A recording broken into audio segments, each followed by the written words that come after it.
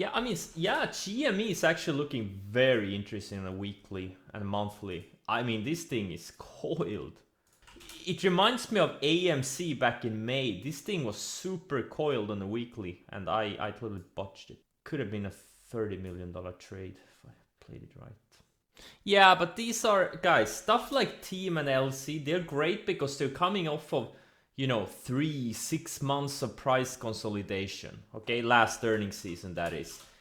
But now they're both these are more like continuation EPs. These can work, but realize that the success rate is much lower on stuff like on continuation moves like this. That's already extended. You want to find the ones that are coming off of 3-6 months consolidations or more. It's kind of funny. Everyone's trying to find a rationale for this. I'm gonna tell you what the rationale is. Okay, it's breaking out of this long flag. That's the rationale. That's why it's going up. Another one that's been going sideways for a long time, this is Palantir. It's been building higher lows. This thing is a retail trader's favorite. I don't know why, but for some reason it is. One that I regret, or one that really annoys me, is this tan.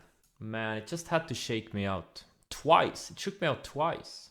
But one stock that has also big potential is this MSTR. Crypto related, big previous momentum. It has a big base with higher lows. APRN, I guess it looks okay. Nothing crazy. Has a lot of momentum. I mean, it looks okay. It looks okay. Nothing crazy volume wise or anything. MTTR. This is a random one. Random name. Random setup. Look, anytime a stock has this type of volume and breaking this type of a range. Look, I'm not gonna say it's gonna do anything like what AMC did back in June, but AMC was very similar. Had a huge volume breakout, okay, of a similar, or actually a shorter base. And then it just kind of grinded a little bit, pulled back, right? Pulled back, found support on a 10-day, and then I'm not saying Lucid is gonna do this, but these are the stocks. You cannot sell them too early. It's better to sell them, break even, than let an opportunity like this pass by. Like I still have most of my shares in my main trading account from here, from the opening range highs breakout. And look, I'd rather let them, this thing stop me out when it closes below the 10-day than pass an opportunity for this thing to make something absolutely crazy. I mean, with this volume, it's already traded almost 100 million shares. It's insane. Aten, yeah, looks like a great, 3 months of sideways. Didn't have like super earnings, but it's not like it had triple-digit earnings, but it's acting really well and had a lot of volume right out. Look at the first 1-minute candle. Oh, never mind. That's not the first candle. Had some low volume candles and then suddenly the volume came in. 120,000 shares. That's like a quarter of the average daily volume in one minute candle. Tesla, I'm just trading it off the 60-minute chart. It had a high tide flag on the 60-minute chart. These types of moves, they can become runaway. It just keeps going to 1500. That was my thesis. I was like, okay, I'll risk 10, 12 bucks to potentially make 100, 200. I've seen so many of these runaway moves on Tesla. It looks extended, but it just keeps grinding. HX bounce play. Yeah, I mean, this mark bounced, even though it lasted for like 2 seconds. Hey, you never know. Fun too. This thing could also bounce, but right now it has too much overhead. Well, back is moving. I have a tiny starter on it, but I'd rather see it go sideways for a few more days. You know what? I'm gonna go and study the move on AMC on the hourly chart. E-signal, you can go back to late 90s. So this was the first breakout on extreme volume of the range, just like Lucid. The pull back to the 10-day, and then it just kept going and going and going. Man, guys, you know, look at this 60-minute, look at this hourly breakout. Look at this high tide flag, gapped up, and then just went. Oh, man. How did it look on the daily?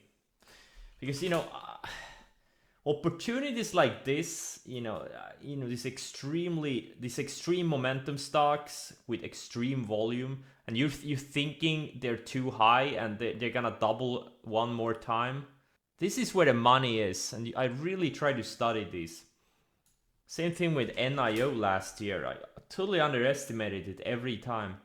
Look at these high tide flags it had a gap up and just kept going and going. You know, it's